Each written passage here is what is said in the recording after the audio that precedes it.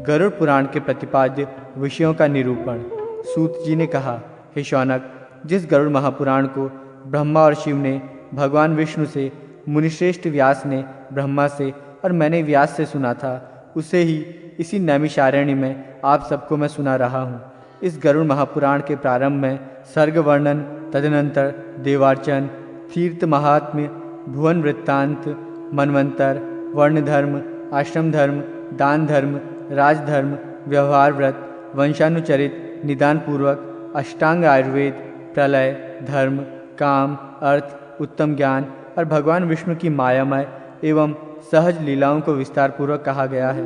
भगवान वासुदेव के अनुग्रह से इस गरुड़ महापुराण के उपदेष्टा रूप में श्री गरुड़ सब प्रकार से अत्यंत सामर्थ्यवान हो गए और उसी प्रभाव से उन्हीं के वाहन बनकर विशिष्ट स्थिति तथा प्रलय के भी कारण बन गए।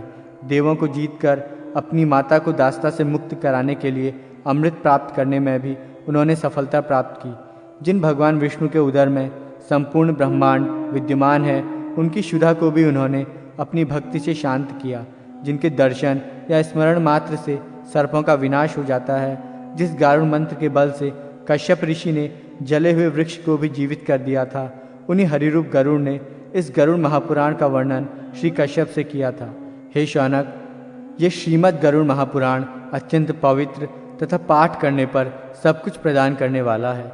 व्यास जी को नमस्कार करके मैं यथावत उसे कह रहा हूँ, आप सब उसको सुने। सृष्टि वर्णन। रुद्र जी बोले, हे जनार्दन, आप सर्ग, प्रतिसर्ग, वंश, मनवंतर एवं वंशानुचरित इन सब का विस्तार पूर्वक वर्णन करें। श्री हरि ने कहा, हे रुद्र, सर्ग आदि के साथ ही पापों का नाश करने वाली सृष्टि स्थिति एवं प्रलय रूप भगवान विष्णु की सनातन क्रीड़ा का अब मैं वर्णन करूंगा, उसको आप सुने। नर नारायण रूप में उपास्य वे वासुदेव प्रकाश स्वरूप परमात्मा परब्रह्म और देवादिदेव हैं तथा इस जगत की सृष्टि स्थिति एवं प्रलय के कर्ता हैं। ये सब जो कुछ दृष्ट अदृष्ट है, उन भगवान का ही व्यक्त और अव्यक्त स्वरूप है। वही पुरुष एवं काल रूप में विद्यमान है। जिस प्रकार बालक क्रीड़ा करता है, उसी प्रकार व्यक्त रूप में भगवान विष्णु और अव्यक्त रूप में काल एवं पुरुष निराकार ब्रह्म की क्रीड़ा होती है। उन्हीं लीलाओं को आप भी सुने। उन परमात्मा परमेश्वर का आदि और अंत नहीं है। वे ही जगत को धारण करने वाले अनंत पुरुषोत्तम हैं। उन्हीं परमेश्वर से अव्यक्त की उत्पत्ति होती है और उन्हीं से आत्मा पुरुष भी उत्पन्न होता है। उस अव्यक्त प्रकृति से बुद्धि, बुद्धि से मन, मन से आकाश, आकाश से वायु, वायु से तेज, तेज से जल और जल से पृथ्वी की उत्पत्ति हुई है। हे रुद्र, इसके पश्चात हिरण्मय अंड उत्पन्न हुआ। उस अंड में वे प्रभु स्वयं प्रविष्ट होकर जगत की सृष्टि के लिए सर्वप्रथम शरीर धारण करते हैं। तदनंतर चतुर्मुख ब्रह्मा के रूप में शरीर धारण कर रजोगुण के आश्रय से उन्हीं देव ने इस चराचर विश्व की सृष्टि की।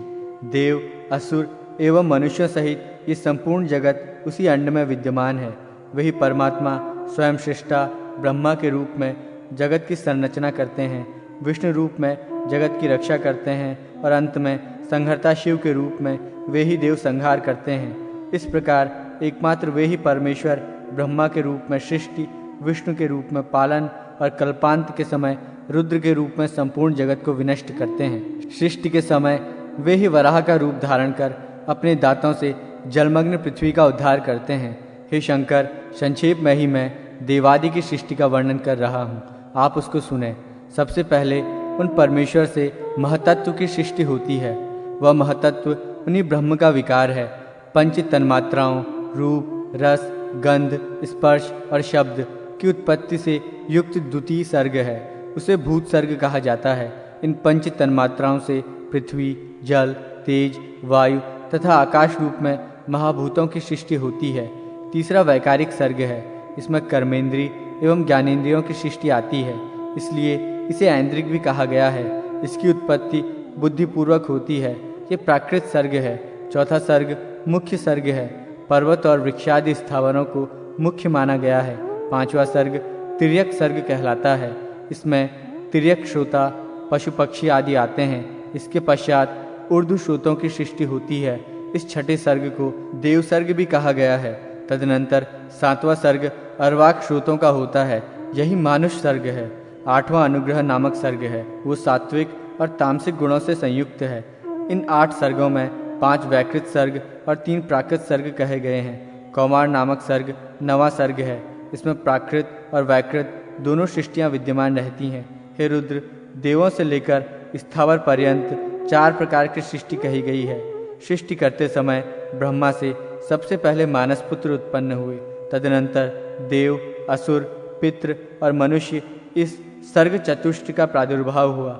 इसके बाद जल सृष्टि की इच्छा से उन्होंने अपने मन को सृष्टि कार्य में संलग्न किया। सृष्टि कार्य में प्रवृत्त होने पर प्रजापति ब्रह्मा से तमोगुण का प्रादुर्भाव हुआ।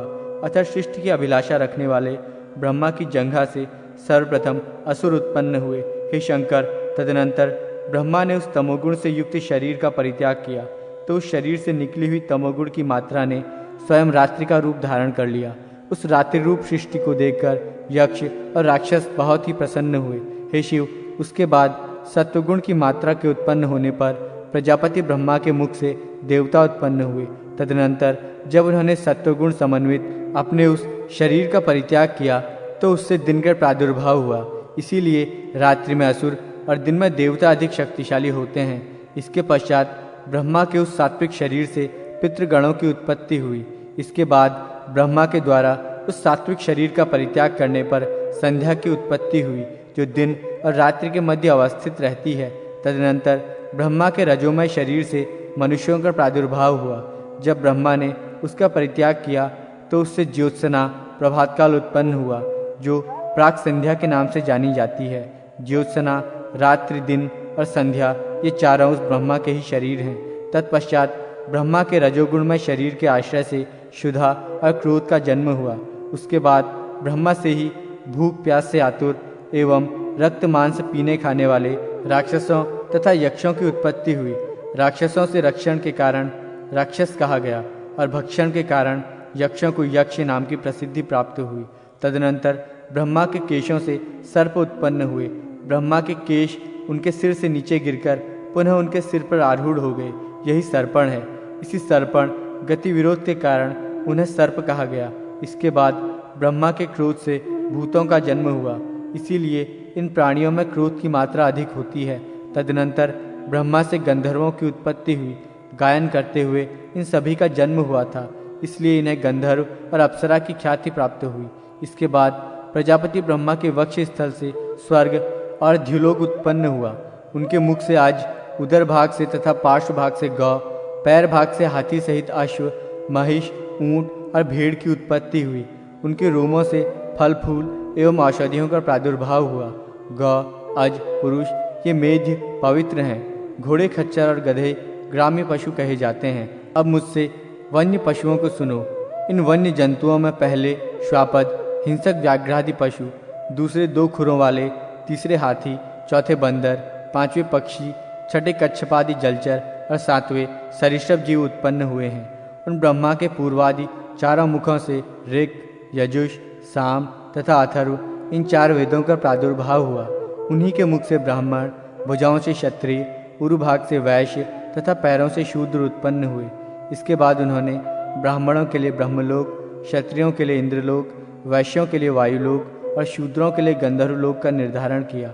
उन्होंने ही ब्रह्मचारियों के लिए ब्रह्मलोक, स्वधर्म निरत गृहस्थाश्रम का पालन करने वाले लोगों के लिए प्राजापत्य लोक, वानप्रस्थाश्रमियों के लिए सप्तर्षि लोक और सन्यासी तथा इच्छानुकूल सदैव विचरण करने वाले परम तपोनिधियों के लिए अक्षय लोक का निर्धारण किया। मानस सृष्टि वर्णन। दक्ष प्रजापति द्वारा मिथुन धर्म से सृष्टि का विस्तार। श्री हरि ने पुनः कहा, हे रुद्र, प्रजापति ब्रह्मा ने परलोक में रहने वाली मानस प्रजाओं की सृष्टि के अनंतर सृष्टि विस्तार करने वाले मानस पुत्रों की सृष्टि की। उनसे धर्म, रुद्र, मनु, सनक, सनातन, भृग, सनत कुमार, रुचि, श्रद्धा, मरीचि, अत्रि, अंगिरा, पुलत्स्य, पुलह, क्रतु, वशिष्ठ और नारद का प्रादुर्भाव हुआ। साथ ही बर्हिषद, अग्निश्वाद, क्रव्याद, आज्यप, सुकालिन, उफूत एवं दीप्य नामक 7 पितृगण उत्पन्न हुए। इन बर्हिषदादि 7 पितृगणों में प्रथम 3 पितृगण अमूर्त रूप और शेष 4 मूर्तिमान हैं। कमल योनि ब्रह्मा के दक्षिण अंगूठे से ऐश्वर्य संपन्न दक्ष प्रजापति और वाम अंगूठे से उनकी भार्या का जन्म हुआ। प्रजापति ने अपनी उस पत्नी के गर्भ से अनेक शुभ लक्षणों वाली कन्याओं को उत्पन्न किया और उन्हें ब्रह्मा के मानस पुत्रों को समर्पित कर दिया। उन्होंने सती नाम की पुत्री का विवाह रुद्र के साथ किया। उनसे रुद्र के असंख्य महापराक्रमशाली पुत्रों की उत्पत्ति हुई। दक्ष ने असाधारण रूपवती सुंदर लक्षणों वाली ख्याति नामक पुत्री भृगु को समर्पित की, जिससे भृगु के धाता और विधाता नामक 2 पुत्र हुए। उसी ख्याति से भगवान नारायण की जो श्री नामक पत्नी है, उनकी भी उत्पत्ति हुई। उन श्री के गर्भ से हरि ने बल और उन्माद नामक 2 पुत्रों को उत्पन्न किया है। महात्मा मनु के आयति और नियति नाम वाली 2 कन्याएं हुई, जिनका विवाह भृगुपुत्र धाता और विधाता के साथ हुआ। उन दोनों से एक एक पुत्र का जन्म हुआ। आयति के गर्भ से धाता ने प्राण और नियति के गर्भ से विधाता ने मृकुंड को उत्पन्न किया। उन्हीं मृकुंड से महामुनि मार्कंडेय की उत्पत्ति हुई।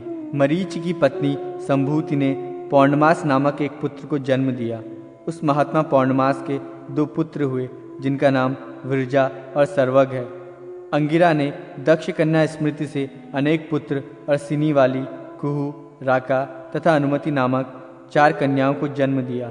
अनुसुईया ने अत्रि से चंद्रमा, दुर्वासा एवं योगी दत्तात्रेय नामक 3 पुत्रों को उत्पन्न किया। पुलस की पत्नी प्रीति से दत्तोली नामक पुत्र हुआ। प्रजापति पुलह की पत्नी क्षमा से कर्मश, अर्थवीर तथा सहिष्णु नामक 3 पुत्र उत्पन्न हुए। क्रतु की पत्नी सुमति से 60,000 बालखिल्य ऋषियों की उत्पत्ति हुई। ये सभी ऊर्ध्वरेता, अंगुष्ठ पर्व परिमाण वाले तथा देदीप्यमान सूर्य के समान तेजस्वी हैं। वशिष्ठ की पत्नी ऊर्जा से रज, गात्र, ऊर्ध्वबाहु, शरण, अनग, सुतपा और शुक्र ये 7 पुत्र हुए। ये सभी सप्तर्षि थे। हे हर, उस दक्ष प्रजापति ने शरीरधारी अग्नि को स्वाहा नामक पुत्री प्रदान की थी। उस स्वाहा देवी ने अग्निदेव से पावक, पवमान तथा शुचि नामक ओजस्वी 3 पुत्रों को प्राप्त किया। दक्ष कन्या स्वधा ने पितरों से मेना तथा वैतरणी नाम वाली 2 पुत्रियों को जन्म दिया। वे दोनों कन्याएं ब्रह्मवादिनी थीं। मेना का विवाह हिमाचल के साथ हुआ।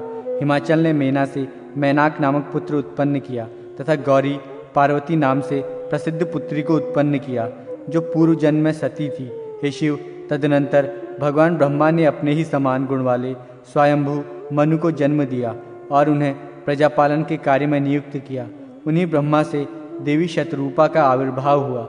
सर्ववैभव संपन्न महाराज स्वयंभू मनु ने तपस्या के प्रभाव से परम शुद्ध तपस्विनी उस शतरूपा नामक कन्या को पत्नी रूप में ग्रहण किया, जिससे प्रियव्रत और उत्तानपाद नामक 2 पुत्र तथा प्रसूति, आकुति और देवहूति नाम की 3 पुत्रियों का जन्म हुआ।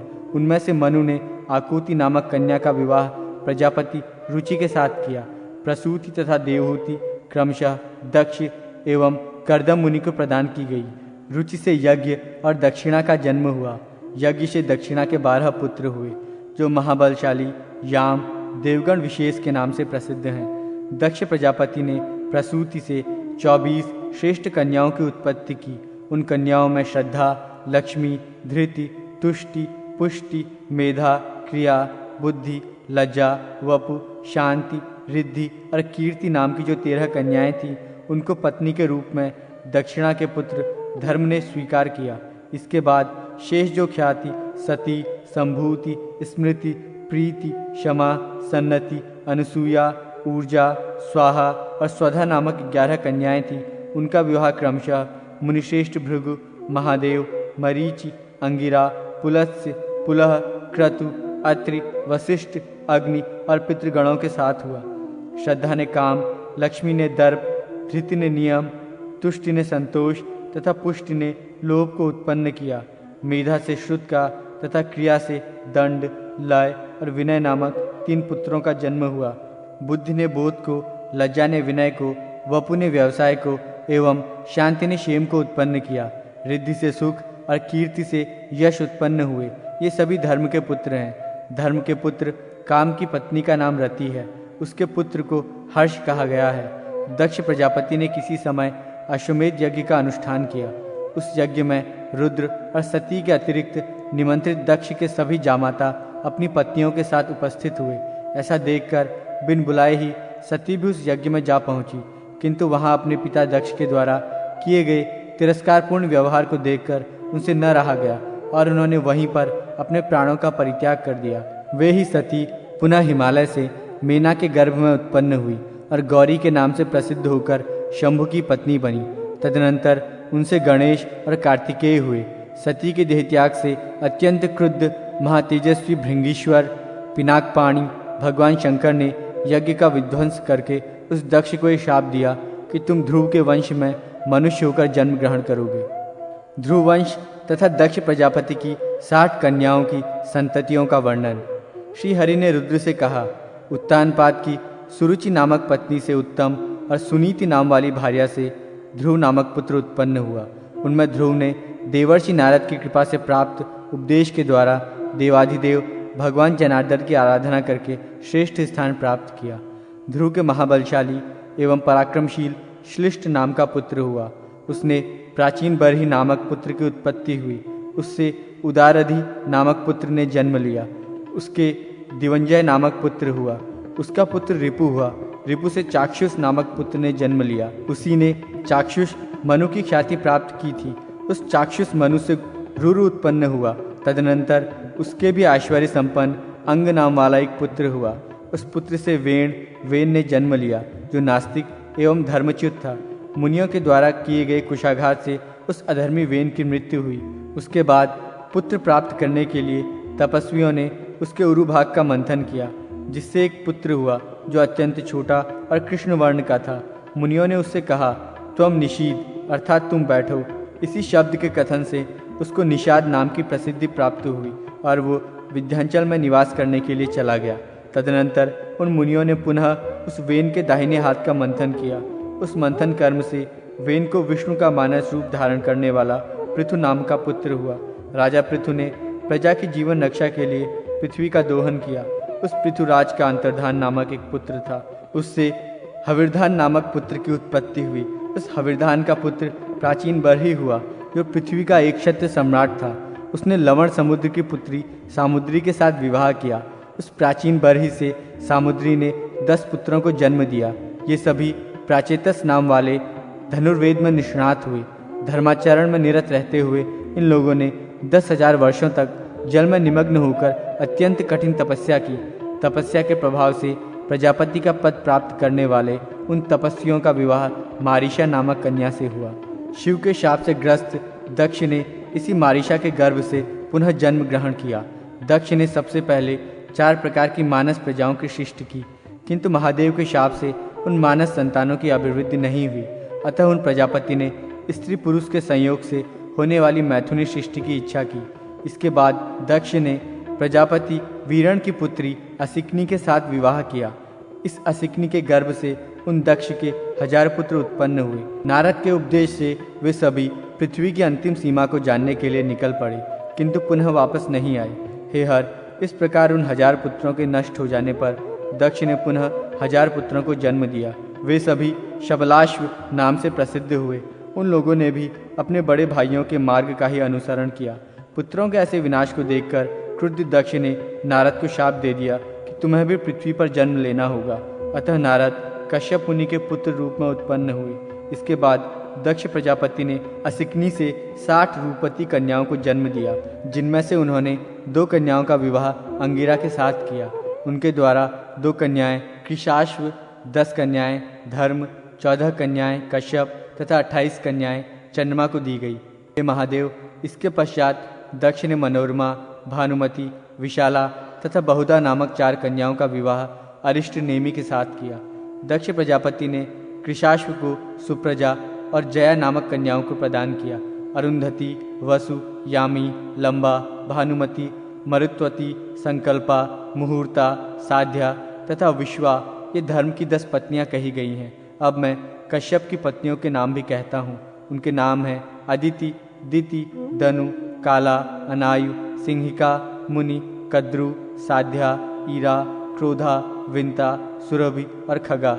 हे रुद्र, धर्म की पत्नी विश्वा से विश्वदेव और साध्या से साध्य गणों की उत्पत्ति हुई है। मरुत्वती से मरुत्वान तथा वसु से 8 वसुगणों का आविर्भाव हुआ। हे शंकर, भानु से 12 भानु और मुहूर्ता से मुहूर्त गणों की उत्पत्ति हुई। लंबा से घोष तथा यामी से नागवीथि का जन्म हुआ और संकल्पा से सर्वात्मक संकल्प का प्रादुर्भाव हुआ। आप, ध्रुव, सोम, धर, अनिल, अनल, प्रत्यूष तथा प्रभास ये 8 वसु माने गए हैं। आपके वेतुंडी, श्रम, शांत और ध्वनि नामक 4 पुत्र हुए। ध्रुव के पुत्र रूप में भगवान काल का जन्म हुआ जो लोक के संहारक हैं। सोम से पुत्र रूप में भगवान वर्चा हुए जिनकी कृपा से ही मनुष्य वर्चस्वी होता है। मनोहरा से धर के द्रोहिण, हुत, हव्यवह, शिशिर, प्राण और रमण नाम वाले पुत्र उत्पन्न हुए। अनिल की पत्नी का नाम शिवा है। अनिल और शिवा से पुलोमज तथा अविज्ञात गति नामक 2 पुत्र उत्पन्न हुए। अनल अग्नि के पुत्र कुमार हैं जिनकी उत्पत्ति शरकानन पर हुई थी। कृत्तिकाओं के पालित पुत्र होने से इन्हें कार्तिकेय भी कहा जाता है। इनके शाक, विशाख और नैगमेय नामक 3 अन्य छोटे भाई भी हैं। महर्षि देवल को प्रत्यूष नामक वसु का पुत्र माना गया है। प्रभास वसु से विख्यात देवशिल्पी विश्वकर्मा का जन्म हुआ। विश्वकर्मा के महाबलवान अजयपाद, अहिर्बुध्नि, त्वष्टा तथा पराक्रमी रुद्र ये 4 पुत्र हुए। त्वष्टा के विश्वरूप नामक एक महातपस्वी पुत्र हुआ।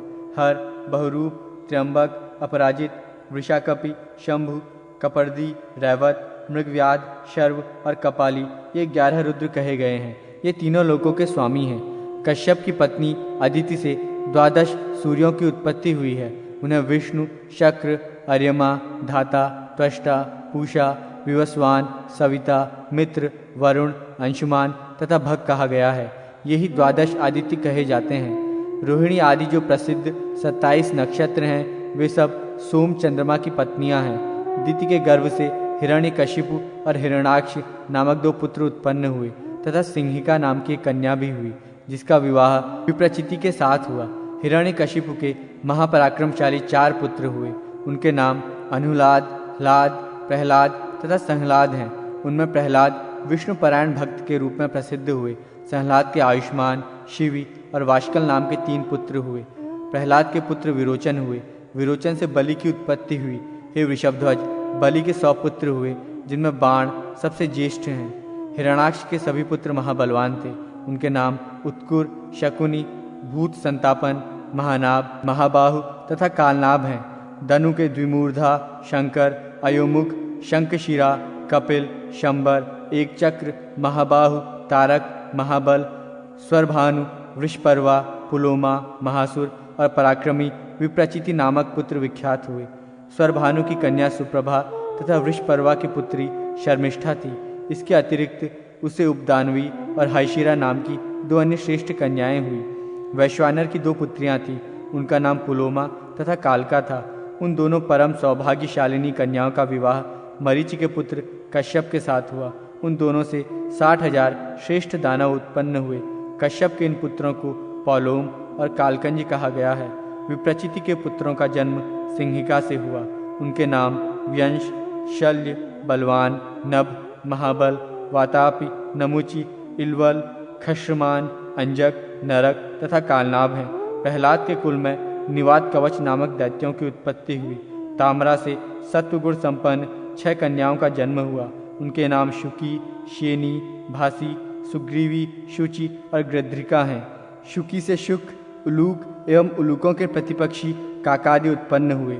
शेनी से शेन, बाज, भासी से भास, गृध्रिका से गृध, गीद, शुचि से जलचर पक्षीगण तथा सुग्रीवी से अश्व, ऊंट और गधों का जन्म हुआ।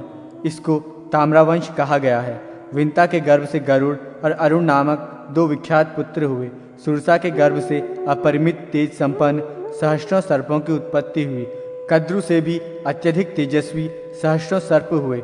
इन सभी सर्पों में प्रधान सर्प शेष, वासुकी, तक्षक, शंख, श्वेत, महापद्म, कंबल, अश्वतर, एलापत्र, नाग, कर्कोटक और धनंजय हैं। इस सर्प समूह को क्रोध से परिपूर्ण जाने। इन सभी के बड़े बड़े दांत हैं। क्रोधा ने महाबली पिशाचों को उत्पन्न किया। सुरभि से गायों और भैंसों का जन्म हुआ। ईरा से समस्त वृक्ष, लता, वल्लरी और तृणों की उत्पत्ति हुई। खगा से यक्ष, राक्षस, मुनि से नृत्य गान करने वाली अप्सराएं तथा अरिष्टा से परम सत्व संपन्न गंधर्व उत्पन्न हुए। दिति से मरुत नामक 49 देवों का जन्म हुआ। उन मरुदगणों में एक ज्योति, द्विज्योति, त्रिज्योति, चतुर्ज्योति, एक शुक्र, विशुक्र तथा महाबली त्रिशुक्र, इन सातों का एक गण है।